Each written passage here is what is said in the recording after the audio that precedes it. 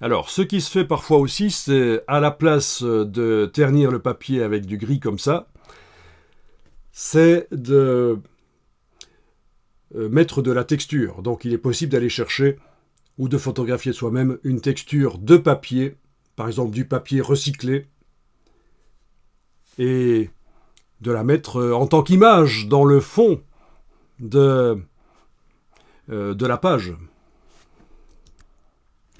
Voilà, ici dans Google, j'ai juste tapé papier recyclé texture en anglais et je vais tomber sur des images. Alors, il y en a certaines qui seront sous droit d'auteur et d'autres qui seront libres. Ou alors vous faites la photo vous-même avec une lumière rasante pour que le grain du papier ressorte éventuellement.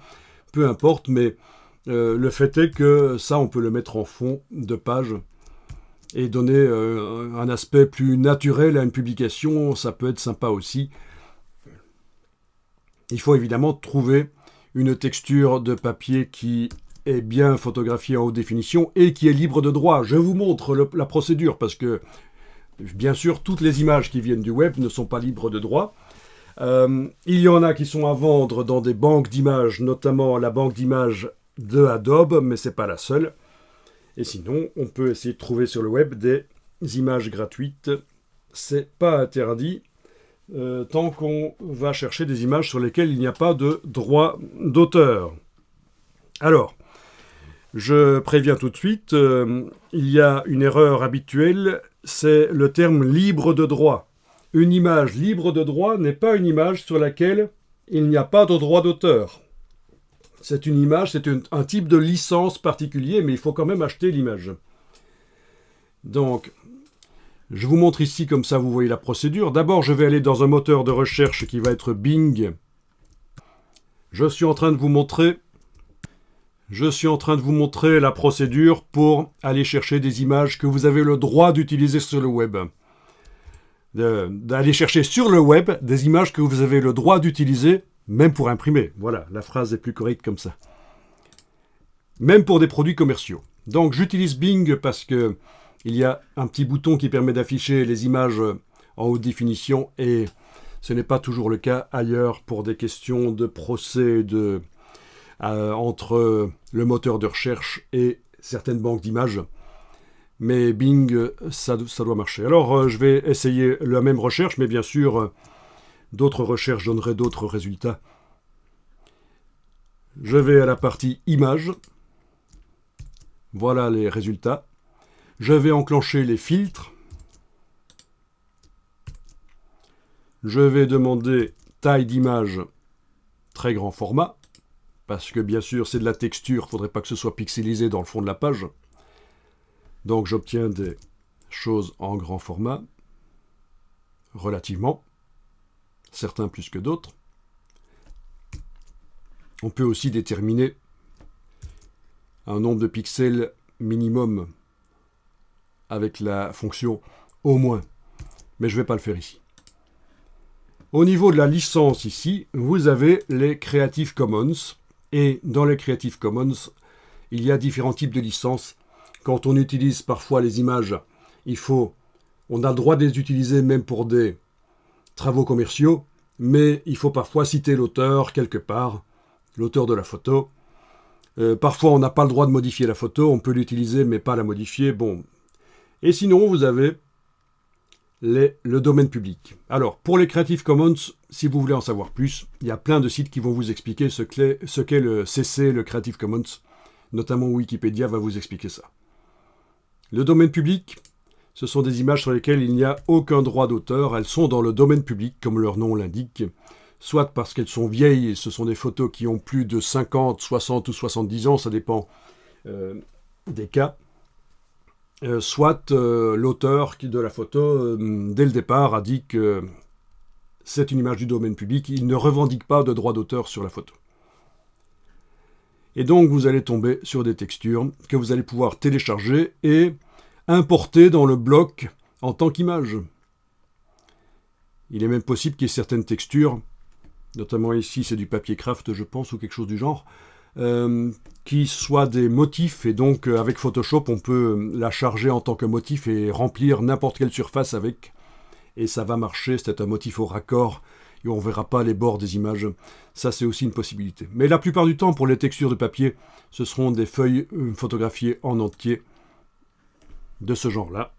Alors oui, quand on clique sur une image dans Bing, il faut aller dans le menu ici, plus, qui chez certains n'apparaîtra pas parce que leur navigateur, je pense, ne sera pas assez récent, et à demander afficher l'image, parce que la petite image là que je vois du papier, c'est juste une prévisualisation. Afficher l'image. Voilà, et on voit l'image réelle qu'on peut télécharger. Il y a même une petite loupe qui indique qu'il n'y a pas assez de pixels sur mon écran pour montrer l'image, tellement il y a de pixels dans l'image. Et donc quand je clique, je vois l'image avec tous ces détails. Voilà. Donc là, on fait cliquer enregistrer l'image sous. Et dans le dossier 2, je vais aller enregistrer dans mon dossier d'assemblage. Peut-être dans le dossier Links, soyons propres, il y a déjà une image dedans. Je vais aller enregistrer l'image. Et puis, dans la mise en page, je peux importer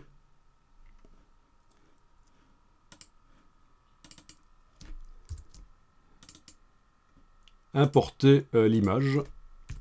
Bien sûr, on peut aussi la modifier dans Photoshop, la couleur, lui enlever sa couleur, changer la couleur, etc. Voilà. Objet, ajustement, remplir le bloc proportionnellement, parce que vous avez vu, juste avant, elle était arrivée très grande, c'était vraiment foireux. Donc, si je double-clique avec la flèche de gauche sur le bloc et que je zoome en arrière, voilà, on voit que l'image réellement, elle a cette dimension-là par rapport à ma page format lettre. Donc c'est pour ça que j'ai dû sélectionner le bloc et faire objet, ajustement, remplir le bloc proportionnellement. Du coup, j'ai une texture plus normale. Voilà. Donc, soit dans Photoshop, je l'ai modifier pour qu'elle soit plus subtile, soit dans InDesign avec la palette transparence, menu fenêtre, objet, non excusez-moi, oui, ok, on est dans InDesign, c'est menu objet, effet transparence. Ah, évidemment, d'un logiciel à l'autre, c'est à différents endroits. Menu objet, effet transparence, on a l'opacité ici, et je peux atténuer l'opacité avec la case aperçu cochée. Voilà. Donc j'ai l'image qui est transparente sur le fond blanc, sur le fond gris dans ce cas-là.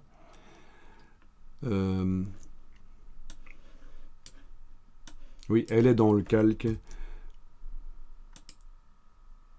Non, sur le fond blanc, je dis bien, sur le fond blanc, parce que le gris a été oublié depuis que j'ai rempli le bloc avec une image. Le gris du bloc a été oublié. Donc c'est bien l'image transparente sur le fond blanc du papier de la page. Voilà, ça peut être très sympa ce genre de choses. Vous donnez à vos publications un côté naturel, voilà, papier naturel. Attention que quand même cette image-ci n'a pas l'air d'être très précise, elle est un peu floue, un petit coup de netteté dans Photoshop serait le bienvenu.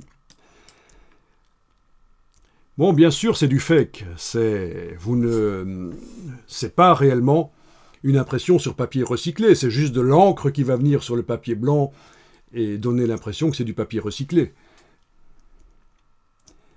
Alors pourquoi ne pas utiliser du papier recyclé? Mais parce que, premièrement, ça coûte plus cher que du papier non recyclé, parce qu'il a fallu le recycler. Ah oui. Deuxièmement, certains imprimeurs n'aiment pas parce que ça encrasse les presses. Voilà, donc 2 raisons pour lesquelles vous n'allez pas nécessairement utiliser du papier recyclé pour imprimer si vous voulez avoir cet effet texturé directement sur le papier et que vous allez le simuler comme j'ai montré ici. Voilà.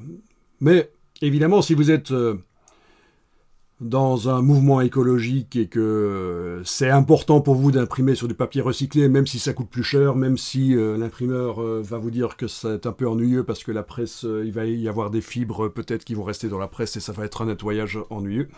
Après, bon, vous avez parfois envie vraiment d'imprimer sur du papier recyclé, donc renseignez-vous, ça existe, ça se fait bien sûr, et vous allez même pouvoir à ce moment-là mettre le label imprimé sur papier recyclé. Ce qui est un plus, il faut mettre en avant le fait que c'est imprimé sur papier recyclé. C'est bien. Donc, c'est bien sûr interdit, ça va de soi, de mettre le label imprimé sur papier recyclé si ce n'est pas réellement du papier recyclé. Vous êtes susceptible d'être poursuivi en justice pour ça, c'est logique. Et vous connaissez ce genre de label imprimé sur papier recyclé. Donc, à ne surtout pas mettre sur le montage foireux que j'ai fait là, qui est juste pour un côté esthétique, pour donner un côté naturel. Mais bon, voilà, si votre sujet est en rapport, ça peut vraiment être très bien. Il y a quelque chose qui indique que c'est pas vraiment du papier recyclé ici, c'est que à l'endroit du rectangle, la texture n'apparaît pas.